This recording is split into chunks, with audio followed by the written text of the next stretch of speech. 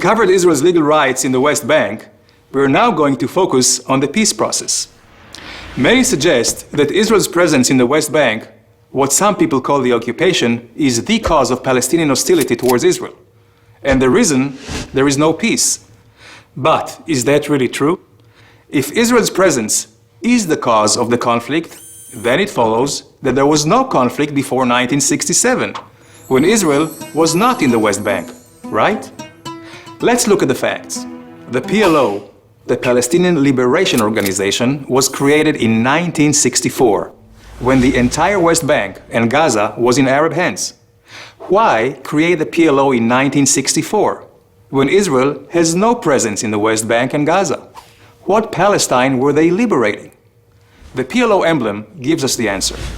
The PLO was created to remove by force the entire state of Israel from the map of the Middle East, a goal clearly stated in their charter. This goal was not new. The PLO was continuing a long Arab history of saying no. No to the national self-determination of the Jewish people. No to recognizing the Jewish ancestral homeland. Let's take a look at the history. In 1937, the Peel Commission recommended a division of the land, a Jewish state and an Arab state. The Arab portion would include 96% of the territory that the League of Nations had originally designated for the Jewish homeland. This included far more than just the West Bank. However, instead of accepting the Jews as peace partners, the Palestinian leader Haj Amin al-Husseini said no, and found a partner whose vision was closer to his own. In 1947, the United Nations recommended the partition plan, which again offered the Arabs far more than just the West Bank.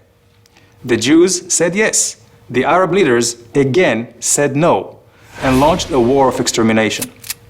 Israel won that war, established the state, but did not know a day of peace, despite the fact that its Arab neighbors held the entire West Bank. The Arabs continued saying no. They attacked Israel relentlessly, using the West Bank as a launching pad, until Israel took it over in a war of self-defense in 1967. After the war, the Arab League rejected all attempts at peace. They continued to choose force over negotiation. And at a summit in the city of Khartoum, we again heard no, no, no. Let's fast forward to 1993. Israel and the Palestinians signed the Oslo Accords. Were the Palestinians finally saying yes? It appeared so. Israel said yes and gave territorial control to a Palestinian government it helped establish.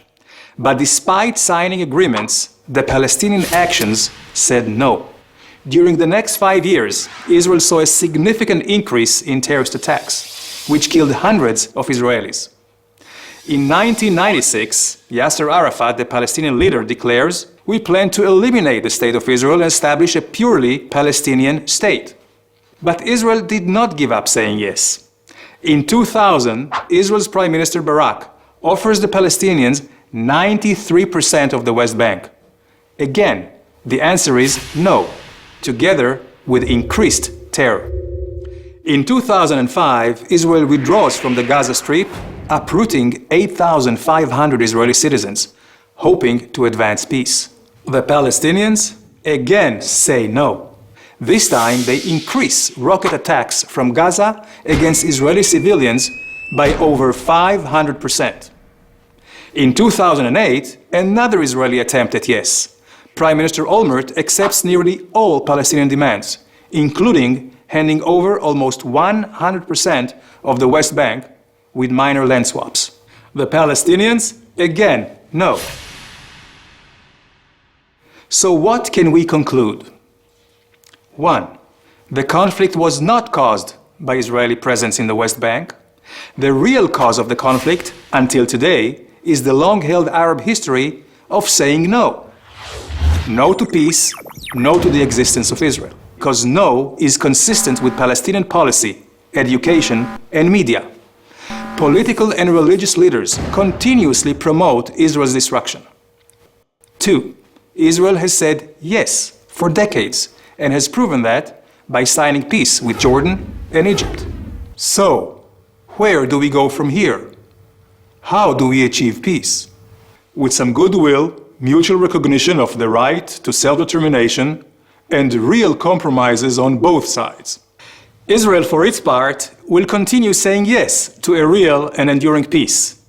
But for the peace process to succeed, the Palestinians will have to give up their uncompromising choice of force over negotiation and of choosing no over yes. It's about time.